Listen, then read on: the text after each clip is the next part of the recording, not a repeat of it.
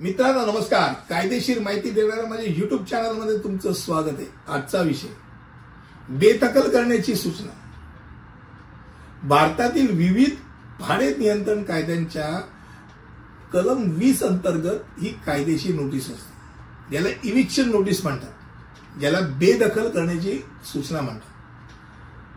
ही सामान्यतः भाडेकरूला माहिती देते की घर मालक त्यांना बेदखल करण्याचा विचार करत आहे आणि त्याची कारणे आवश्यक प्रक्रिया प्रकट करतात. आता या सूचना हे नोटीस जी असते, इविक्शन नोटीस आपण जी म्हणतो, बहुतेकदा न्यायालयीन खटल्याची पूर्व सूचना असते. घर मालक नियुक्त केलेल्या त्याचा जो वकील आहे त्या वकिलाला ही प्रोसेस करायला सांगत असतो आणि मग नंतर न्यायाधिकरण किंवा न्यायालय करून बेदखल करण्याचा आदेश मागतो.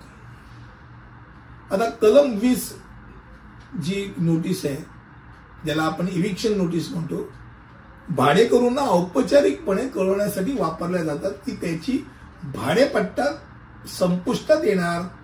सहसा लागू भाडे नियंत्रण कायद्यामध्ये नमूद केलेल्या जी काही कारण आहेत त्यापैकी कुठचंही कारण असेल ते कारण तो नमूद करतो आणि ह्याच्यामुळे मी तुला बेदखल करण्याची नोटीस देत आहे हे सांगत असतो.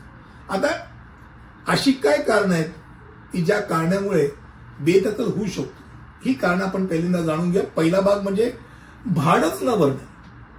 खास करून 6 महिन्यापेक्षा जास्त जर थकबाकी असेल तर तुमच्या विरुद्ध इविक्शन नोटीस करू शकतो.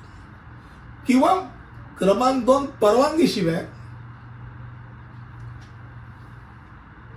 सबलेट करणं, म्हणजे मी परस्पर भाडे करू ठेवणं.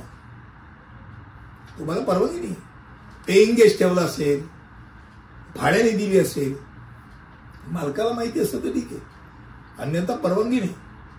क्रमांक 3, मान्य केलेल्या उद्दिष्टा व्यतिरिक्त इतर हेतूसाठी वापर करायला सुरुवात केला. बाबा रेसिडेन्शियल करता जागा दिलेली आहे, भाड्याने जागा दिली, त्यात कमर्शियल वापर सुरू केला तर कमर्शियल करता भाडं वेगळं आहे आणि परवानगी घ्यायला पाहिजे, त्यामुळे इविक्शन येणं शक्य आहे.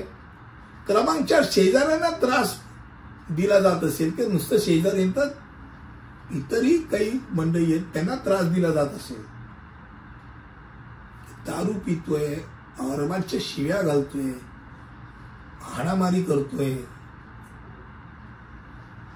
त्याच्याबद्दलचं मतच लोकांचं वाईट आहे, हे इतर काही गोष्टी आहेत, असं असेल तर त्याला इविक्शनची नोटीस, बाबा असं नको, आम्हाला त्रासदायक नको भाडे.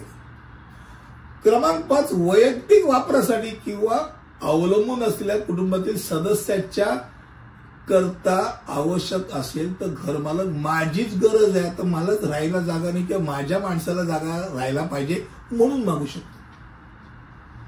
आणि जर भाडेपट्टा एक विशिष्ट काळापुरता दिला असेल, 10 वर्षाकरता भाडेपट्टा दिलेला आहे, तर भाडेपट्टा संपल्यानंतर तो इविक्शनची प्रोसेस करू शकतो.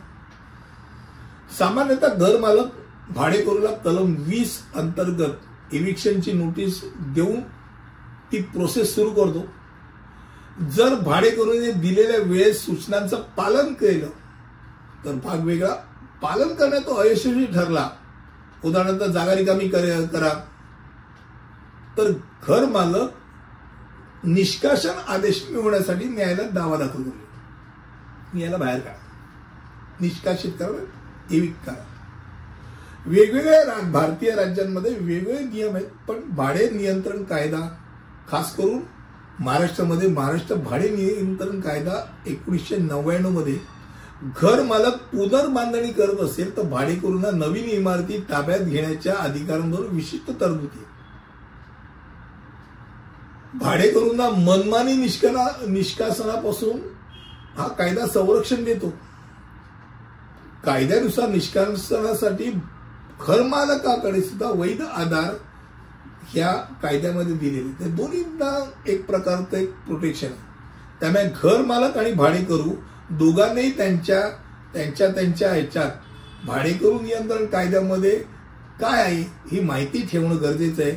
आणि जर चुकला कोण भाडेकरू तर कलम 20 अंतर्गत निष्कासन म्हणजे एविक्शनची नोटीस त्याला संबंधित मालक नक्की पाठवू शकतो, हे डोक्यात राहू द्या. तुम्हाला कारणं पण सांगितली, याच्याही व्यतिरिक्त अशी प्रत्येक बारीक बारीक कारणं सांगत नाही, पण प्रामुख्याने जी कारणं आहेत ती सांगितली.